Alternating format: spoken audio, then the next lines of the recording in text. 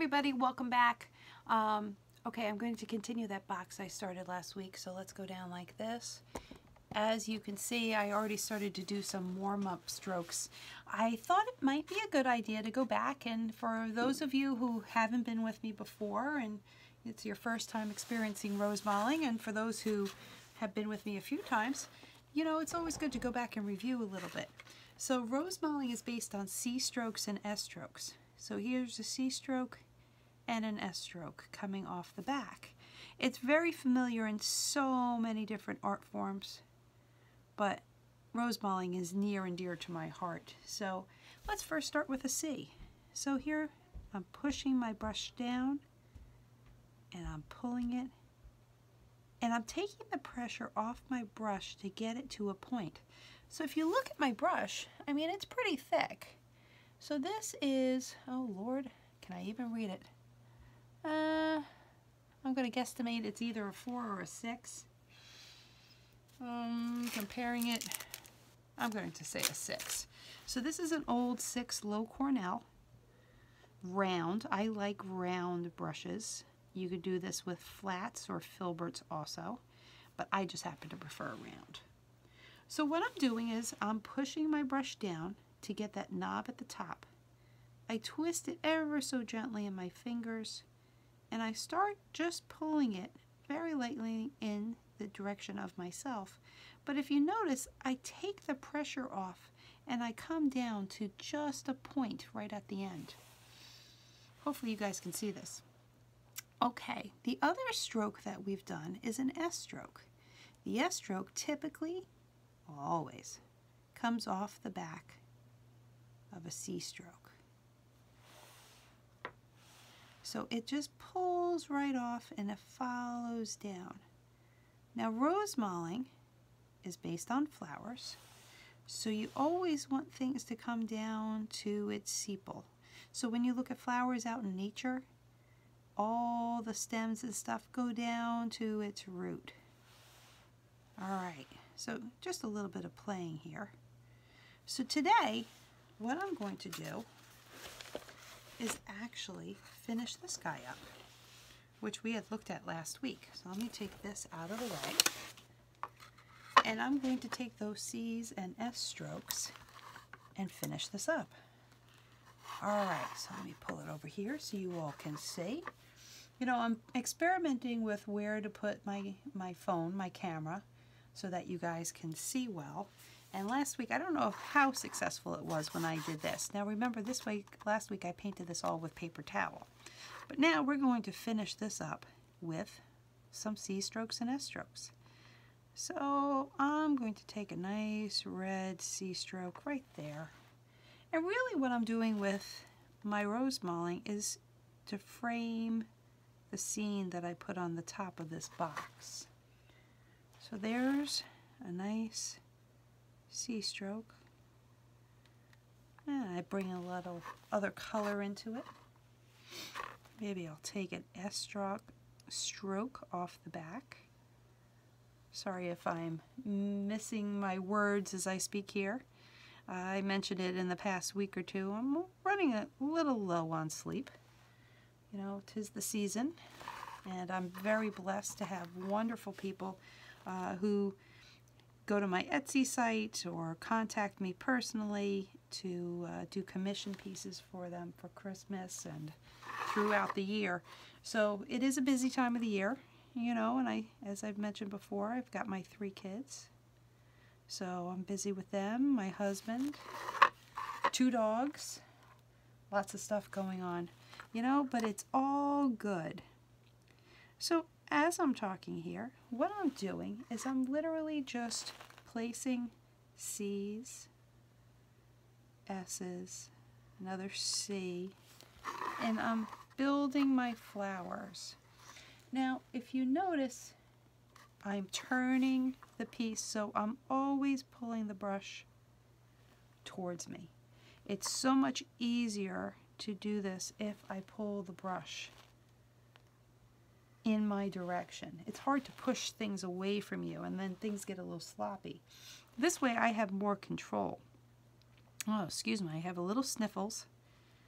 'Tis the season to get colds too. To make sure and take my vitamin C. Everybody out there, take your vitamin C. Be healthy. All right, add some nice little stroke work in there. Now this is acrylic paint. I use Joe Sonia brand acrylic paint by Chroma Inc. They're a company out of Pennsylvania.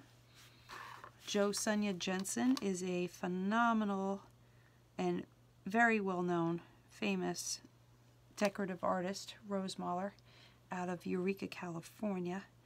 And she, along with Chroma, developed these wonderful paints that I use. Many decorative artists in all sorts of genres use this paint. Decoy artists use these paints. They're just really great to use. I am not putting a medium in my brush strokes right now because I want to have a little bit of dryness come up, so I want a little of that black of my background to come in. It just adds a little texture and interest to it. So I have, you see how this blue, that aqua blue is kind of darkening up. So once it dries a little bit, I come back, I add a little bit more to it. Let's see, I'm going to try to speed this up so the video is not too long. Okay, well, I don't know if I'm totally in love with that, but you know, it's okay. Sometimes, I don't know, you know what? It's not okay. What I don't like is, see how close that is to the edge? So, handy dandy paper towels. I'm going to put a little water on it, and I'm just going to wipe it away. So, sometimes I'll let things stay, but other times I'm like, maybe not so much. There, that's better. It's a little smaller. It's a happy little stroke there. Add a little highlight that way. Maybe I'll bring a little yellow this way. Now I have green in here, so the colors that I use in here, I do want to use in my brush strokes here because it just adds balance. My green's a little dry. I am using a wet palette. It's a messy wet palette. It's been alive for quite a few days. So underneath that piece of paper there is a sponge, a special sponge for that palette that keeps my paint fresh. I have a cover. I cover it up. So literally, so the sponge, let's see, pull it up. See, right there. Then I have the paper, and then when I'm done, I just cover it up. And it stays nice and sealed. So a lot of times when I'm doing these, you know, I'm really happy, and I hope I'm entertaining for people. I hope you enjoy watching how these pieces grow and develop. And I also hope I can inspire people to perhaps try this art form. You know? Hi! Barry! Oh, my husband's home. Welcome to my life. He just got home from work. Let's see if I can finish this up a little bit. I had hoped to make a video earlier today, but I was working at one of the galleries that I'm in, which is wonderful, down in Havre de Grace, Maryland. I work in a co-op gallery called Arts by the Bay Gallery in Havre de Grace, so it's HAVREDEGRACE, Maryland. Wonderful little gallery, great artists. It's a co-op gallery, so we each take turns running it. Okay, let's just bring some more colors here. And now when I'm starting these, I can't say I have a set idea of what I'm putting. When I'm doing this style of Rosemaling is called Telemark. The Telemark Rosemaling is very free-flowing. It's asymmetrical. So, and I've been doing this for so long, I can sit and just kind of whip these out. So let's see if I can finish getting this stroke work in for today. And then next week, I'll detail it. So I hope everyone is having a blessed and somewhat peaceful holiday season, said with a laugh. Ha ha ha ha. You know, like I said before, every day is a good day.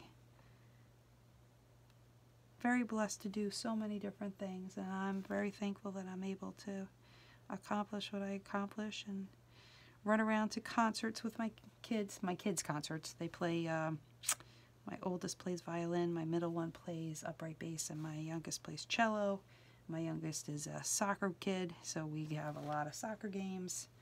It's just good stuff. All right, let's add just one more. See how this darkened up here? So we're going to just add a little bit of the red in there. This is vermilion to just give it a little pop. Okay. And let's add a little here. Bring it around and add just a little bit more on this side.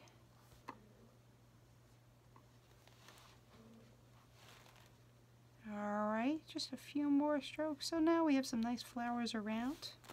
So now you have an idea of how this will be framed. And next week I'll finish it up. Wishing everybody a blessed weekend, a blessed day, a blessed holiday. And remember, it's just paint. Give it a try. Play around. Take care.